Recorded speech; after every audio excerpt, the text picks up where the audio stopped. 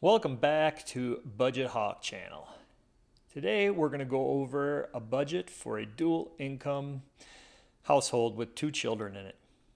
Okay, so the first person makes $25 an hour, second $20 an hour. That would net them 3,638 and $2,942 for a total of 6,580 take home estimate after taxes. Okay. So when we set up a budget, so budgeting can be burdensome for some people because they feel restricted with it. They just don't like budgeting. They don't like to know. They may get anxious because they don't like to know where their money is or where it's going. It causes too much anxiety for them. But budgeting is essential because it's the only way you're really going to know where you're spending money. It's the only way you're really going to know how to get out of debt, to know what money you have left over at the end of the month so that you can pay down on your debts. So we're going to go over this real quick. We're going to go over a budget for this family. Okay, in the gray areas are things you need to survive and work. Okay, you need fuel and you need car insurance to work. To drive to work. You need a place to live, electric, garbage, all of these things you need to survive. Okay? Food, definitely. So I'm going through here and we're going to start out. The mortgage is $2,000 a month.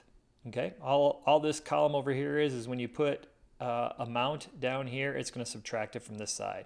Okay? So it starts out at the 6,580. And once you put the 2,000 in, that's how much we have left to divvy out amongst our columns over here. Okay, so we have electric, 200. Again, this is a variable expense. Okay, 1 month you may pay, well, actually that's expendable, water and garbage expendable, natural gas is expendable, and fuel and food is all expendable, or I'm sorry, not expendable. I'm sorry. It is variable. Okay, it's not fixed. That's a fixed rate. That's what you're going to pay every month. Okay, so we have 200 for electric, we have water and garbage, we have 150, natural gas, 100, phone, $200, internet, $75, car insurance, $230, food and groceries, 1,300, fuel, $400. Okay, so if you don't spend $1,300 that month, let's say you only spend $1,200. That means $100 is going to roll over to the next month. So next month when you go to budget, it's going to be, you'll have $1,400 in there. Okay, $100 left over from this month, and then the $1,300 on top of that you're going to put into this category the next month. Okay, so now we come down to expendable income. Expendable. This is income like wants. Okay, we have eating out at 200. They like to eat out. Spending money 200. This is to buy things at like Amazon, things that you don't need to survive, knickknacks, whatever. You want to go to a concert or something. I don't know. Anything you can, it's kind of like a catch-all for some of the purchases that we make. Clothing at 100, haircuts and manicures at 50. Gifts, we have none for gifts. Vacations, they want to go on a vacation. So we put $100 set aside. So this is going to continue to roll over month after month after month. They're going to be putting $100 in there. So that'll build. Kids sports, 50. Car repairs, 150. That means, look, if it's here, guys, you don't have, doesn't mean you have to spend it. Okay. But if you did overspend in a category, you can pull from one of these other ones, that you haven't used in a while. Okay. It's kind of like I call it a little cushion. You have a cushion in these categories. Subscriptions, $50. Supplements, we have none. Doctor visits, co-pays, $50. Gym membership, $50. Car registration, $60 a month. This is paid yearly. So at $60 a month, you're just going to keep the money in there in this category until it comes time, the anniversary for your car registration, and you would pay it. And you start all over again. Child care, they're teenagers, so don't need any. Life insurance, $60. Okay. So that leaves us with $805 left to spend. Well, spend or categorize. Well, we have credit cards. And then we have savings. Okay? So our first credit card, the minimum payment on that is $150. Second credit card is $100. and the car payment is $300. They already have one car and they're going to buy another car. Okay, $15,700 car, $300, 6% interest. Okay, so that leaves with all of our categories, that leaves us with $255 left to spend. Well, that we're going to throw into savings or for an extra payment. Okay, so the total comes down to $6,580 and it matches up with our income. So we're good. Everything matches up. We got our money divvy out, and now we're going to live and we're going to spend wisely. We're going to be disciplined in how we spend and which categories we take the money from. And obviously, you can't just look at this and then go. You have to continue to go back and subtract from these categories so that you know. And there's a lot of apps out there that do that help do that for you. The YNAB, I did a sample budget on YNAB. If you want to go look at that one, you can see how it subtracts from the category when you input the transactions. So first of all, I want to come up here real quick and I want to look at this. Okay, I just put this out here just to show you how much extra money you can make for a certain dollar an hour, certain hours a week. Okay, this is just in case you needed more money or you wanted more money to spend or to save or to pay off debt. Here's another way to get it. I did $15 an hour at 20 hours a week, $15 an hour, 15 hours a week, 13 at 20 hours a week, and 13 at 15 hours a week. And this is what those will net you a month estimate. Okay? So if you wanted extra money and you're willing to work more, you can go ahead and this is kind of an idea of what you could make. These right here are probably more of your more flexible jobs like Uber, Lyft, Uber Eats, DoorDash, where you can do on your own time. This is probably you're going to have to maybe go in and work at a place for a certain amount of hours. Here you can pick your hours that you want to work. So just a little example for you. So let's go down here. Let's take care of some of this debt, okay? So our first debt is $7,500. It's 20% interest rate. If you just took the minimum monthly payments, that's it, and you didn't add any more to this card, it just stayed there and you just started to pay it off and you didn't put any more money on it, you would pay that off in 67 months. If you did the same thing here, $100 payment, 62 months. And the same with the car. If you made a $300 payment, 60 months. So it'd take you a total of 67 months to pay this off. Obviously, you're paying them all at the same time, and this is the longest, so that's how long it's going to take to pay it off. You're going to pay $9,647 in interest. That's a lot. Okay? So let's do a little something extra here. Let's take this extra money that we have, this extra payment, and let's add it to the first credit card, the $7,500, along with the monthly payment. If we did that, you would pay off this credit card in 22 months. Then, if we took the $150, the $100, and the $255, and we put it at the $4,250 one, we would pay it off in 9 months. And you could switch these around. You could do whatever you want. I'm just showing in general how long it would take to pay it off. If you then took the $255, the $300, the $100, and the $150, and you threw all that on the $15,700 loan, it would take you 21 months to pay it off for a total of 52 months. Okay? Obviously, if you're paying this one off, you're still making the monthly payments on this and the monthly payments on your car. Okay, so these are going to be lower when it gets to paying these down. So it may be sooner than that. Maybe 3, 4, let's say 5 months, 6 months sooner. Okay, and you would pay $2,873 in interest. So let's roll over here real quick, and I want to show you velocity banking. Okay, so velocity banking, if you don't know what it is, I have there's a lot of YouTube videos out there, and I have some more on my channel. But velocity banking is the concept that takes a personal line of credit or a home equity line of credit. You take money out of it and you pay on those debts. Okay, so you don't want a personal loan.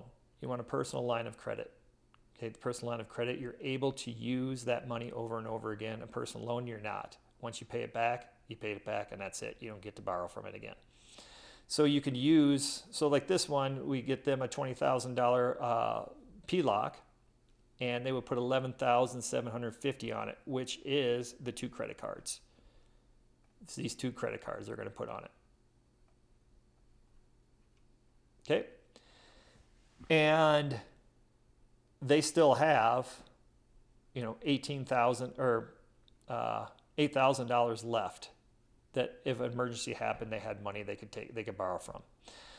Okay, so how this works is you pay off the credit cards with the PLOC. You're going to take money from the PLOC, put it in your checking account, and then pay those 2 credit cards off. Then every month you're going to take your income and you're going to put it from your checking account when you get paid, the day you get paid, and you're going to deposit it or put it into the PLOC.